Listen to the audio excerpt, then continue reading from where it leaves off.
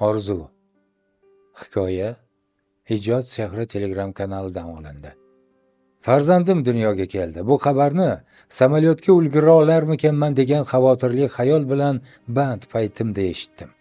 Men hali bu joylarda safarda ekanman, yurishni o'rgandi, gapirishni ham. Biroz katta bo'lgach, sizga o'xshashni xohlayman dadajon. Katta bo'lganimda xuddi sizdek bo'laman degan gapini eshitib boshim osmonga yetdi. Kun bo'yi ishxonamga necha martalab telefon qilar, qachon kelasiz, ertaroq qayting deb takrorlardi. Xo'p o'g'lim, xo'p, iloji boricha ertaroq boraman, keyin birga o'ynaymiz. Shu tarzda yillar o'tdi. O'g'lim 10 yoshga kirdi. Tug'ilgan kuniga koptok sovg'a qildim.